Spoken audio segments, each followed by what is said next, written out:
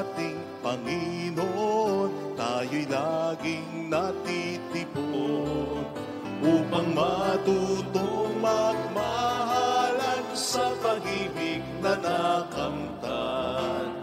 Buhay ay iniyalay niya sa dakilang Diyos Ama upang atin ang makamtan.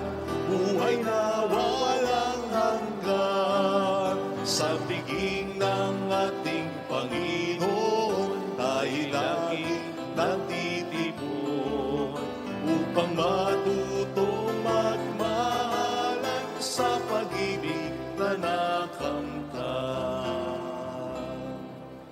Sa ngalan ng Ama at ng Anak at ng Espiritu Santo. Amen. Sumainyo ang Panginoon. At sumaiyo rin. Gunitain po natin si Santa Clara, isang dalaga, upang tayo maging marapat. Halina't magsisimula tayo para sa ating mga kasalanan. Tayo pong lahat, inaamin ko sa makapangyarihang Diyos at sa inyo mga kapatid, na lubha akong nagkasala sa isip, sa salita at sa gawa, at sa aking pagkukulang. Kaya sinasamo ko sa mahal na Birhen Maria, sa lahat ng mga anghel at mga banal, at sa inyo mga kapatid, na ako'y panalangin sa Panginoong ating Diyos. Kaawaan tayo na mapagmahal na Diyos, patawarin sa ating mga sala, at patnubayan hanggang sa buhay na walang hanggan. Amen. Panginoon, kaawaan mo kami. Panginoon, kaawaan mo kami. Kristo, kaawaan mo kami. Kristo, kaawaan mo kami. Panginoon, kaawaan mo kami.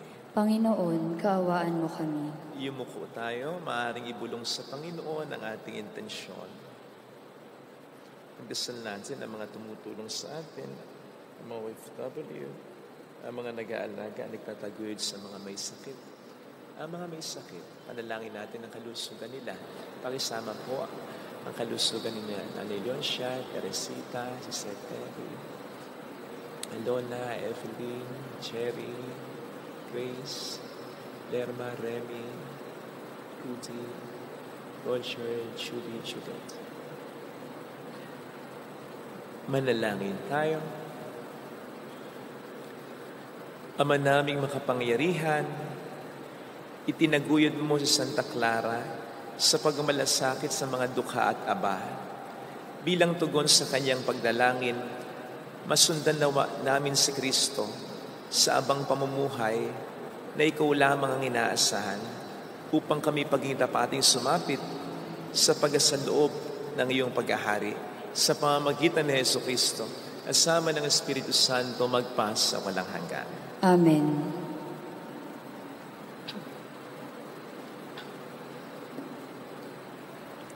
Ang salita ng Diyos mula sa aklat ng Deuteronomio. Sinabi ni Moises sa mga tao, Bayang Israel, ito ang nais sa inyo ng Panginoon. Magkaroon kayo ng takot sa Kanya, lumakad sa Kanyang mga daan, ibigin siya, paglingkuran ng buong puso't kaluluwa, at sundin ang Kanyang kautusan at mga tuntunin. Ito naman ay sa ikabubuti rin ninyo. Isipin na lang ninyo na ang langit, ang daigdig at lahat ng narito ay sa Panginoon. Ngunit sa laki ng pag-ibig niya sa inyong mga ninuno, kayong lahi nila ay pinili niya sa gitna ng maraming bansa. Kaya nga, buksan ninyo ang inyong mga puso at alisin ninyo ang katigasan ng inyong mga ulo. Pagkat ang Panginoon ay Diyos ng mga Diyos, Panginoon ng mga Panginoon, makapangyarihan at kakilakilabot. Pantay-pantay ang tingin niya sa mga tao at hindi napasusuhol. Iginagawad niya ang katarungan sa mga ulila at balo. Nilulukuban niya ng pagmamahal ang mga taga-ibang bayan at binibigyan ng kanilang pangangailangan. Ibigin ninyo ang mga taga-ibang bayan, pagkat kayo may naging taga-ibang bayan sa Ehipto. Magkaroon kayo ng takot sa Panginoon.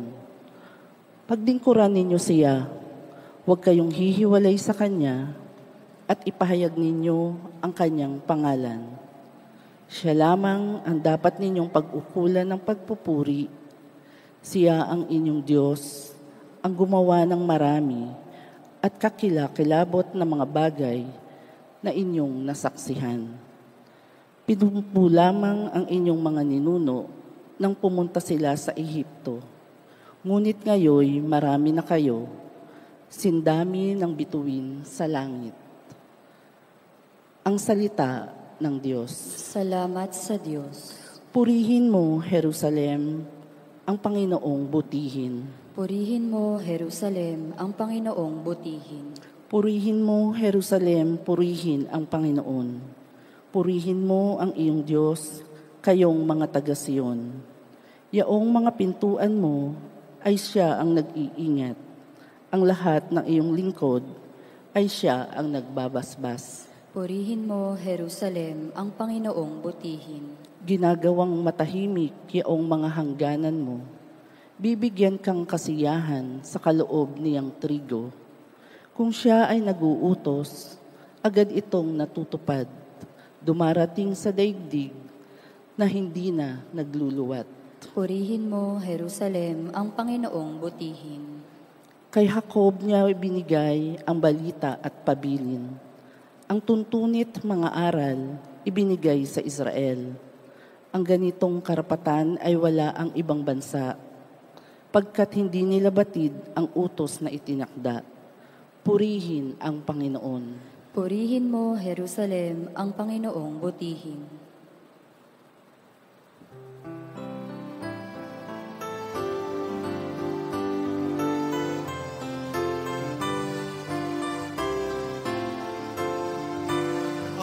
Hallelujah, hallelujah,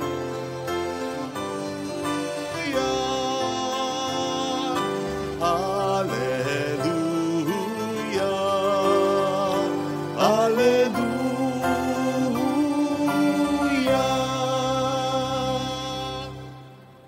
Sumainyo ang Panginoon.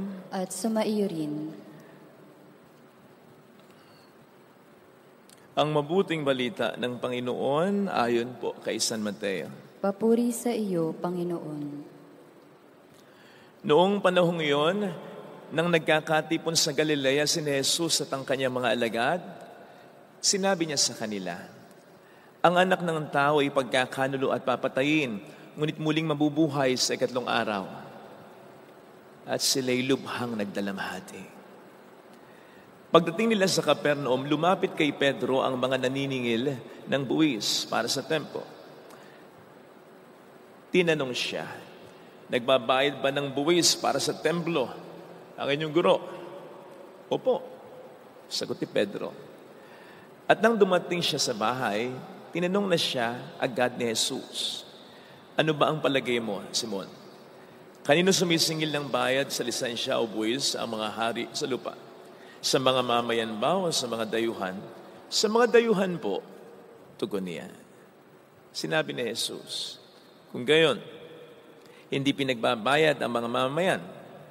Gayunpaman, para wala silang masabi sa atin, pumaroon ka sa lawa at ihagis mo ang kawil. Kunin mo ang unang isdang mahuhuli. Ibuka mo ang bibig nito at may makikita kang isang salaping pilak. Kunin mo ito at ibayad sa buwis nating dalawa. Mga kapatid, ang mabuting balita ng Panginoon. Pinupuri ka namin, Panginoong Hesukristo. Welcome sa Our Lady of Last at Quasay Parish, kung saan ayos lang umiyak. Sasamahan tayo ng mahalain na sa pag-iyak sa pagdarasal upang maging maayos ang lahat. Kung meron pong magtatanong sa inyo ng ganito, meron akong good news at bad news para sa iyo. Anong gusto mong unahin ko? Anong isasagot ninyo? Ano ang gusto ninyong mas unahin na sabihin sa inyo? Yung good news o bad news? Di po ba kapag may ganito, parang at tubili tayo. Isip natin, ba't kasi may bad news pa eh? Pwede namang good news na lang eh. Usually kasi, magkasing bigat, yung dalawa, syempre magkakontra. Pero nandoon, aminin natin, nandoon yung tanong natin, yung kayang good news ay good enough para i-outweigh, kontrahin yung bad news? Sana, di ba? Kaya lang aminin po natin ang tendency rin natin na mas madali tayong maapektuhan ng bad news kaysa ng good news. Kaya nga sa balita, mas maraming bad news kaysa good news. Tingnan po ninyo sa Ebanghelyo para sa araw na ito. Yung unang parte, halos pinagsabay dito ni Kristo yung bad news at good news. Wala nang tanong-tanong pa, ano gusto niyong unahin ko? Halos pinagsabay niya na yung dalawa. Sabi niya, ang anak ng tao ay pagkakanulo at papatayin. That's the bad news. Ngunit, muling mabubuhay sa ikatlong araw. That's the good news. Ano ngayon ang sabi? At sila'y lubhang nagdalamhati. Ano yun? Di ba? Good news at bad news yung sinabi. Bakit labis silang nagdalamhati? Ibig sabihin, naapektuhan lang sila ng bad news at hindi ng good news. Hindi nila napansin yung word na ngunit na nag-i-introduce ng sudden shift. Hoy, hindi lang ito bad news ha. Hindi magtatapos sa bad news ang lahat. May good news. Yung bad news. Na mas unang sinabi, hindi mas recent. Mas una Ang mas recent yung good news Pero bumalik dun sila sa una. Na-stuck sila sa una. Ang unang sinabi, papatayin ako. Papahirapan ako. Yun Pangalawang sinabi, ang more recent, muling mabubuhay. Kung bakit bumalik dun sila sa una. Ayaw namin itong pangalawa. Doon kami sa una. Doon kami sa bad news. Kaya sila lubhang nagdalamhati. Wag po sanang ganon sa buhay natin. Lalo na bilang mga Kristiyano na naniniwala at binigyan ng pangunahing epekto ng kamatayan at muling pagkabuhay ni Kristo. Yes, sa pagsunod natin kay Kristo, may bad news. Magbubuhat tayo ng krus. Lalo pat ang pagsunod sa Kanya ay pagsalungat sa agos o kalakaran ng mundo o ng maraming tao. Pag sumunod tayo sa Kanya, magpapakabuti tayo. Magsasakripisyo, magmamahal tayo. Hindi lang yung magmamahal, magpapakabuti, magsasakripisyo ng tama lang. Hindi. Dapat sagad. Dapat iba sa karamihan. Hindi lang better, kundi best. Actually, dun pa lang sa good. Kasi maraming gustong maging bad. Pero, hindi lang kasi good Dapat better At hindi lang kasi better Dapat best. Yun ang pagsunod sa Panginoon. Kaya, siguradong may mga problemang maranasan.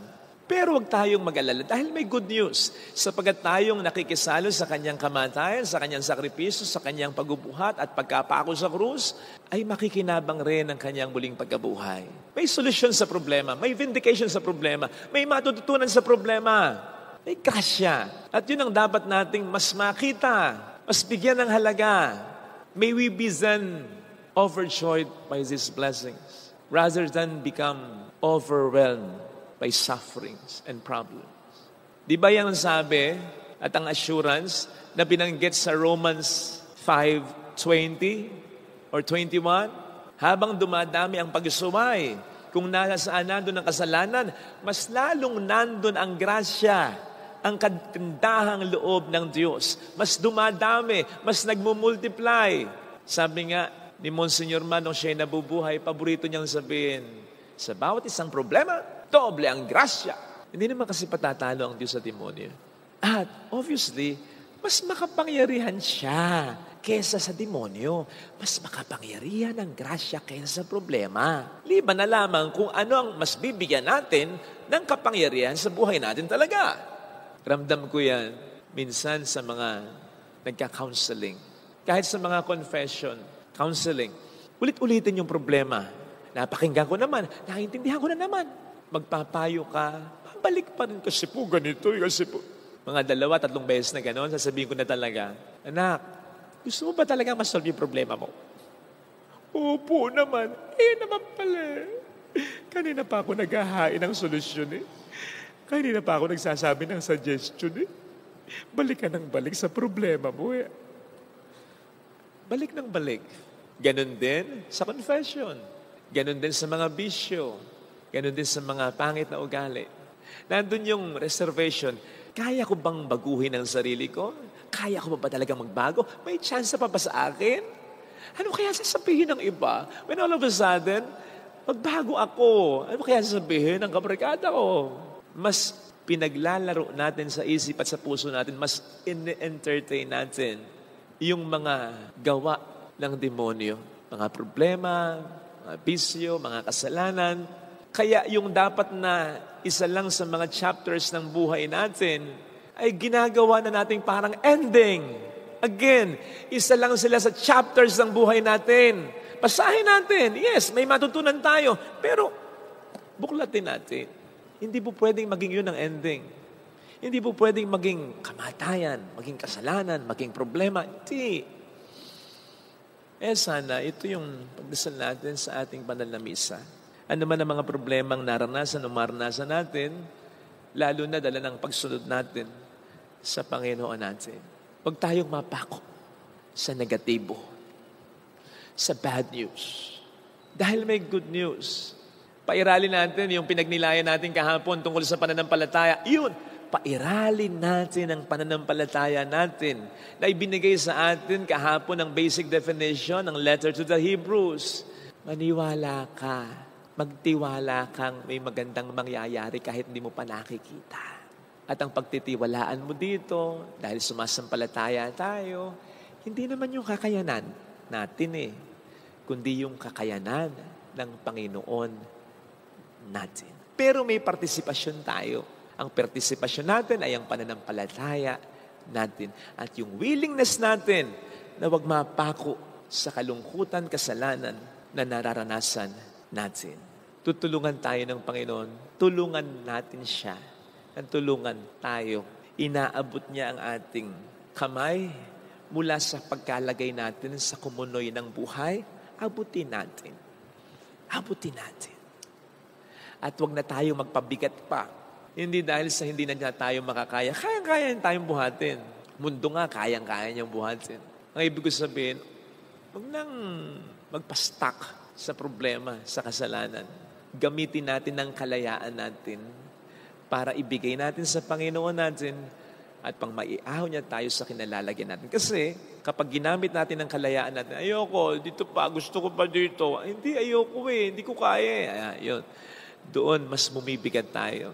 At doon mas nahihirapan ng Panginoon na iahon tayo. Hindi dahil di niya kaya, kundi dahil may kalayaan tayo at ito'y ginagalang niya. Kung isasegue po natin sa isang part ng Ebanghelyo, yung magbabayad ng buwis si Kristo at si Pedro. Sabi ni Kristo kay Pedro, punta ka sa river, kumuha ka ng isda, yung unang isdang makukuha mo, ibuka mo yung bibig, may makikita ka. Nasa lapi, yun ang ipangbayad mo ng buwis natin dalawa. Hindi natin alam kung nangyari talaga yung himalang yon o ano ba yon, pero ako naniniwala, pwedeng nangyari yon.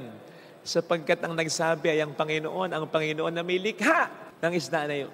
Pwede niyang utusan yung isda. Kayang-kaya niya yun. Pero hindi dapat yun ang maging focus lang natin. Ang dapat na maging focus natin ay God will provide. God will provide. Ano man yung kailangan natin para makaahon tayo sa isang mahirap na sitwasyon ng buhay natin, God provides solutions, help, graces, mercies. So hindi tayo pwede at dapat pa-stuck sa problema, sa kasalanan. Kasi kung pag na-stuck tayo sa problema at kasalanan, hindi natural yan. Hindi nagkataon yan. Ginusto mo, ginusto na natin yan. Huwag sanang magkaganyan. Ito sanang hilingin nating biyaya sa ating banal na pagdiriwang. Ilagay natin ang ating kanang kamay sa tapat ng ating puso.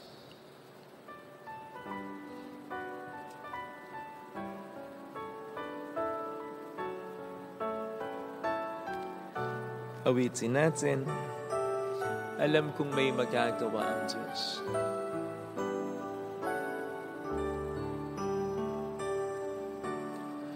Alam kong may magagawa ang Diyos. Alam kong may magagawa. May ginagawa na siya. May gagawin pa siya para tulungan ako sa aking problema. Kung ako'y magtatapat Sa Kaniya'y maglilingkod. Sa Kanya'y maglilingkod. Alam kong may magagawa ang Diyos. May magagawa ang Diyos. Alam kong diringhin ng Diyos ang samu ko sapagkat mahal niya. Diringgin ng Diyos ang samo ko. Alam kong diringhin ng Diyos ang samu ko. Alam kong diringgin ng Diyos Dahil alam niya ang pinagdaraanan ko. ko.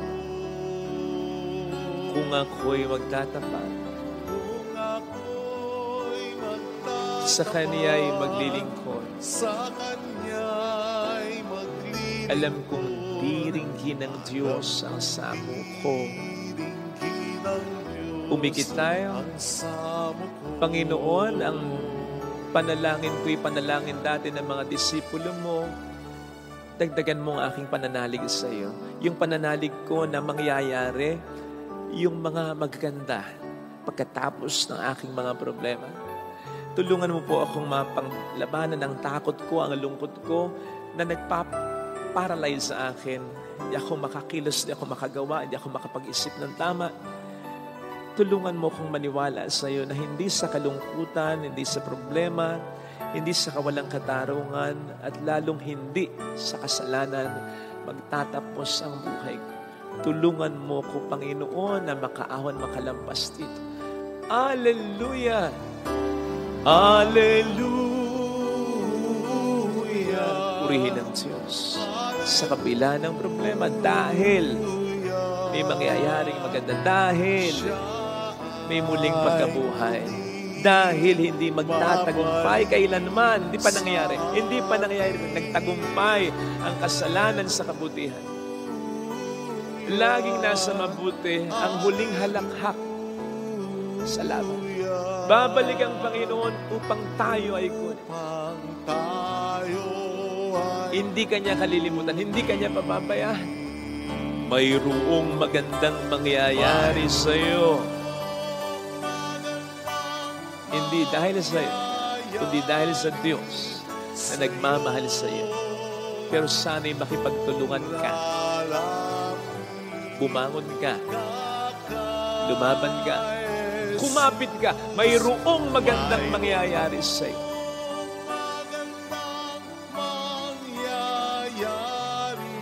Hayaan mong buklatin ng Diyos ang pahina, ang malulungkot na pahina sa buhay mo. At hayaan mong isulat niya ang magagandang ending nito. Papuri sa Ama at sa Anak sa Espiritu Santo. Kapara ng sa unang-una, ngayon at magpakailanman, magpasa walang hanggan. Amen. Pag-aalay.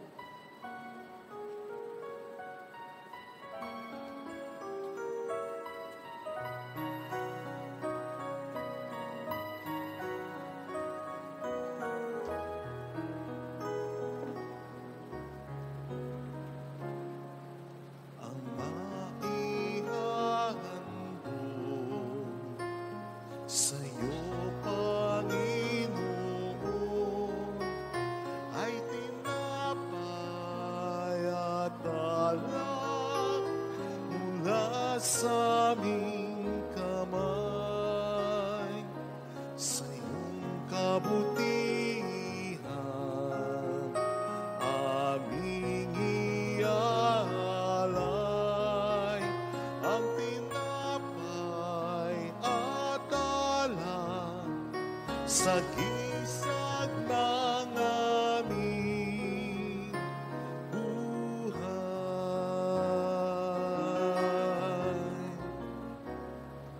Ang tinapay na ito'y nagmula sa lupa, bunga ng paggawa. Kunin mo upang maging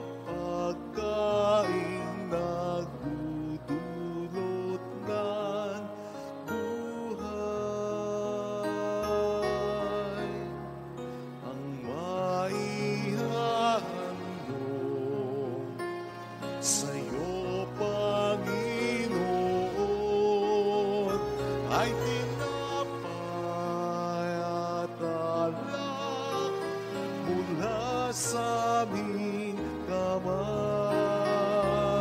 Sa iyong kabutihan aming iaalay ang tinapay at alak sa gisag ng aming buhay.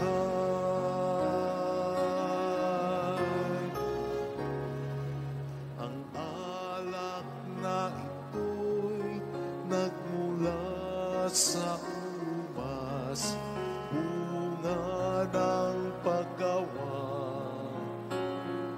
Kunin mo upang maging inuming nagdudulot ng Espiritu. Ang maihandog sa iyo, Panginoon, ang tinapay at alak sa gisag ng aming buhay.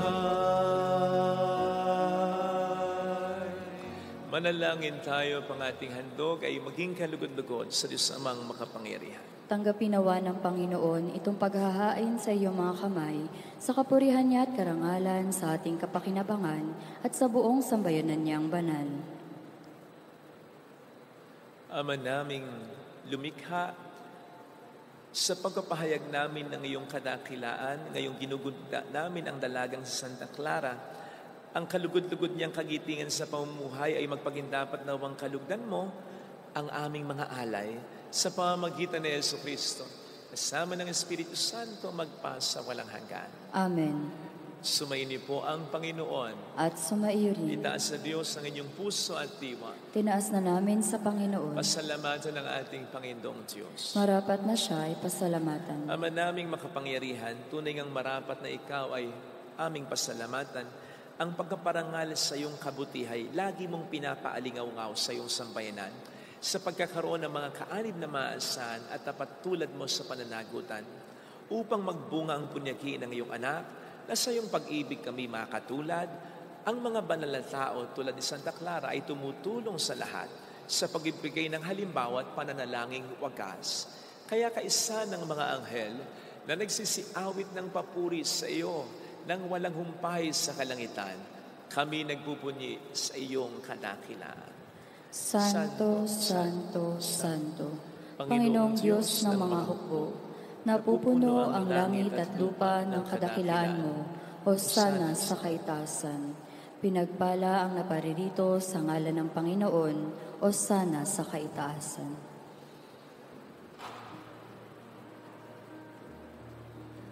Ama naming banal, ikaw ang bukhal ng tanang kabanalan.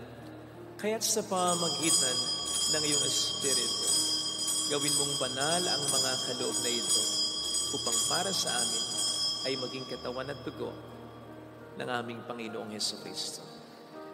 Bago niya pinagtiis ang kusang loob na maging handog, hinawakan niya ang tinapay, pinasalamatan ka niya, pinaghati-hati niya iyon. Niabot sa kaniyang mga alagad at sinabi, tanggapin ninyong lahat ito at kanin. Ito ang aking katawan na iahandog para sa inyo.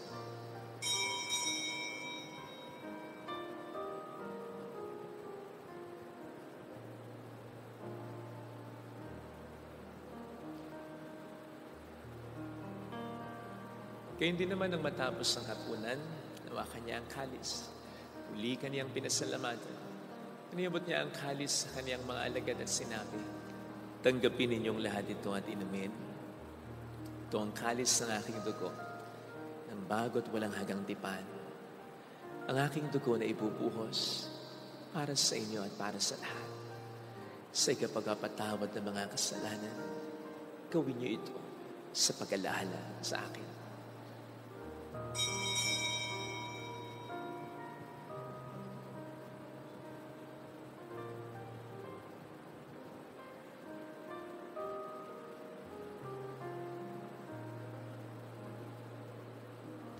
Ipagbunyi natin ang misteryo ng ating pananampalataya. Si Kristo'y namatay, si Kristo'y nabuhay, si Kristo'y babalik sa wakas ng panahon. Ama, ginagawa namin ngayon ang pag-alaala sa pagkamatay at muling pagkabuhay ng iyong anak. Kaya inialay namin sa iyong tinapay ng buhay, ang kalis ng kaligtasan. Kami nagpapasalamat dahil kami yung minarapat at tumayo sa harap mo para maglingkod sa iyo. Sinasamo namin kami na magsasalo sa katawan at dugo ni Kristo ay mabuklod sa pagkakaisa sa pamamagitan ng Espiritu Santo. Ama, lingapin mo ang iyong simbahang laganap sa buong daigdig. Puspusin mo po kami sa pag-ibig kay San Leon na aming Papa, ni Dennis na aming Obispo, at ang tanang kaparian. Alalahanin mo po ang mga kapatid naming nahimlay na may pag-aasang sila'y muling mabubuhay, lalo na po sana ang aming mga ipagdarasal. Saglit nating iyuko ang ating ulo habang inaalala at pinagdarasal ang ating mga mahal, kakilalang yumaw. Pakisuyo, pakisama ang kaluluwa ng Joyce, Ernest Garcia, Dolo Boy, Miguel Arsenio Serio, Emer, Dionga Maria Jose, Erlito Eric Sogoring, Silito Percy, Miguel Arsenio Serio, Emer, Ada Dante, Alfredo Mark Ricky, Oreo, Benjamin Nelly, Oreo Iska, Lucia, Sally, Romy, Alan, Rodolfo, Larry. Gayon din ang lahat ng mga pumanaw. Kaawaan mo sila at patuloyin sa iyong kaliwanagan. Kaawaan mo at paging tapatin kaming lahat na makasalo sa iyong buhay na walang wakas. Kaisa ang mahal na Birhen ng Lazaret, ang ina ng Diyos, sa San Jose, ang kabiyak ng kanyang puso, Santa Clara. Lahat ng mga banal na buhay dito sa daigdig ng kalugod-lugod sa iyo, may pagdiwang naman namin ang pagpupuri sa ikararangal mo sa pamamagitan ng iyong anak at aming Panginoong Jesucristo. Sa pamamagitan ni Kristo, kasama niya at sa Kanya, ang lahat ng parangal, papuri ay sa iyo, Diyos amang makapangyarihan, kasama ng Espiritu Santo, magpasa walang hanggan.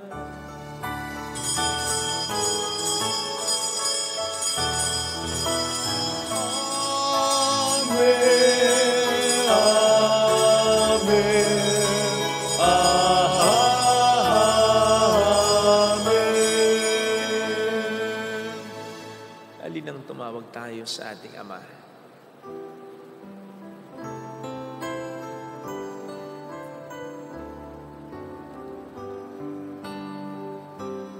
Ama namin, sumasalangit ka, sambahin ang ngalan mo, mapasa amin ang kaharian mo, sundin ang loob mo dito sa lupa para nang sa langit. Bigyan mo kami ngayon ng aming kakanin sa araw-araw, at patawarin mo kami sa aming mga sala, para ng pagpapatawad namin sa nagkakasala sa amin, at huwag mo kami ipahintulot sa tukso, at ihadya mo kami sa lahat ng masama. Hiniling namin kami adya sa lahat ng masama, pagkalooban ng kapayapaan araw-araw, iligtas sa kasalanan, sa kapahamakan, sa mga seryosong karamdaman. Samantalang aming pinaghahandaan ang dakilang araw ng pagpapahayag ng tagapagligtas namin sa Heso Kristo. Sapagkat iyo ang kaharian, ang kapangyarihan at ang kapurihan, magpakailanman. Amen. Panginoong Heso Kristo, sinabi po niyo noon, sinasabi niyo rin sa amin ngayon, kapayapaan ang iniiwan ko sa inyo, ang aking kapayapaan ang binibigay ko. Tunghayin mo po ang aming pananampalataya, wag po ang aming pagkakasala. Pagkalooban mo po kami ng kapayapaan at pagkakaisa ayon sa iyong kalooban. Kasamang Espiritu Santo magpa sa walang hanggan. Amen. Ang kapayapaan ng Panginoon ay sumainyo nawang lahat. At sumaiyo rin. Magbigayan tayo ng kapayapaan sa isa't isa. Kapayapaan po. Peace be with you. Peace be with you. Peace be with you. Kordero ng Diyos na nag-aalis ng mga kasalanan ng sanlibutan, maawa ka sa amin. Kordero ng Diyos na nag-aalis ng mga kasalanan ng sanlibutan, maawa ka sa amin. Kordero ng Diyos na nag-aalis ng mga kasalanan ng sanlibutan, ipagkaloob mo sa amin ang kapayapaan.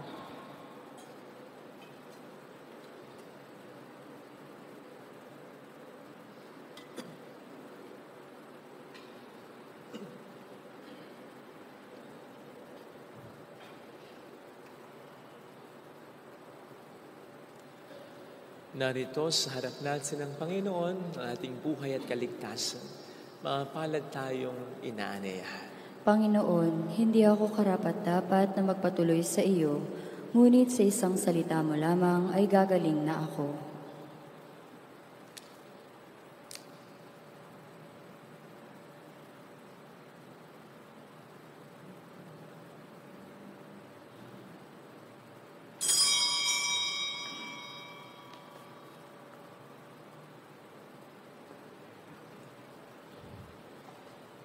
Panalangin para sa espiritual na pakikinabang. Panginoong Hesus, ako ay naniniwala na ikaw ay nasa kabanal-banalang sakramento. Iniibig kita ng higit sa lahat at ninanasa kong tanggapin ka sa aking kaluluwa. Sapagkat sa mga sandaling ito, hindi kita matatanggap sa sakramento. Tumuloy ka sa espiritu sa aking puso. Niyayakap kita na parabang naririto ka na. Inaalay ko ng buong buo ang aking sarili sa iyo. Huwag mong hayaang mawalay ako sa iyo. Amen.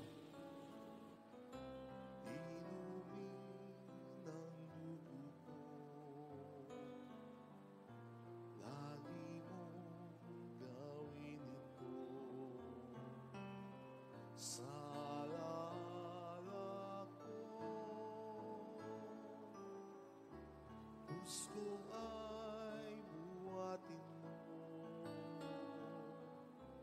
at damhin ang sugat mo. Ang dusa at hirap ko ay para sa iyo, Panginoon ko. Ang tulad ko'y walang karapatan, sa'yo ay tumanggap, ngunit sa isang bigkas mo lamang ay gagaling ako.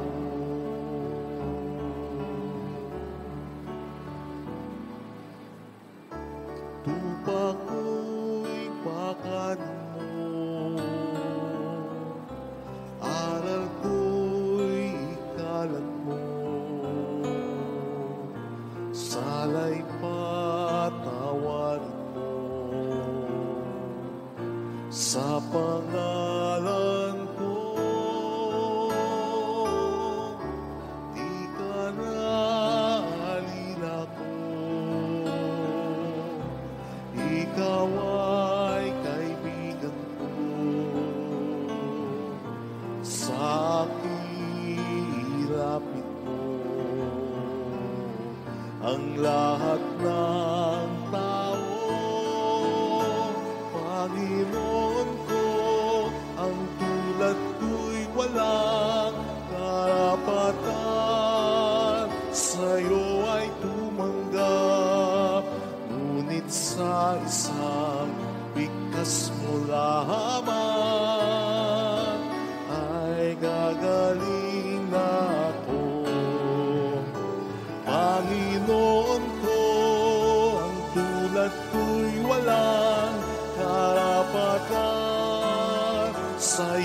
ay tumanggap, ngunit sa isang bigkas mo lamang ay gagaling ako. Ay gagaling ako. Manalangin tayo. Ama naming mapagmahal, sa pagkasalo namin ngayon sa banal na pakikinabang, matulungan nawa kami ng ulirang katapatan ni Santa Clara upang tanging ikaw ang aming mahalin habang inaako namin ang malasakit ni Jesucristo, asama ng Espiritu Santo magpas sa walang hanggan. Amen. Holy God, Holy Mighty One, Holy Merciful One, Have mercy on us and on the whole world. Holy God, Holy Mighty One, Holy Merciful One, Have mercy on us and on the whole world. Holy God, Holy Mighty One, Holy Merciful One, Have mercy on us and on the whole world. Jesus, King of Mercy, We trust in you. alalahanin, Alalahanin, O mahal na Birhen ng Lasalet, ina ng pag-asa, ikaw ang nagpaalala sa aming magbalik loob sa Ama. Ito ang nagpapatunay na ang kagandahang loob mo'y nanatiling busilak. Sa pag-aaruga mo sa amin, tungkulin mo'y tinupad. Sa paanan ni Kristo'y tinuring mo kami mga tunay mong anak, kaya ninais mong ni Isay huwag mapahamak. Maging sa iyong walang tigil na pananalangin, pati luhay pumatak. Huwag namang mawala ng saysay ang iyong paghihirap.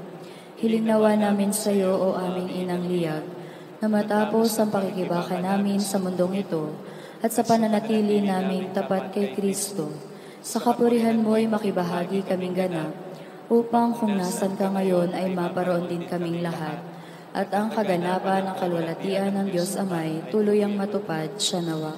Mahal na Birhen ng Lasalet, tagapagkasundo ng mga makasalanan. Panalangin mong walang patid kami mga dumudulog sa iyo. Maraming salamat po sa inyong pakikiisa, sa mga tulong na binibigay po ninyo, na nagiging dahilan para makatulong tayo sa iba. Paalala, may pakumpisal pagkatapos ng misang ito. Salamat po. Sumainyo ang Panginoon. At sumaiyo rin. Pagpalain kayo kasama ang ating mga mahal sa buhay ng mapagmahal na Diyos, ng Ama at ng Anak, ng Espiritu Santo. Amen. Umayo tayo sa kapayapaan at pag-ibig ng Diyos. Salamat sa Diyos. Salamat din po.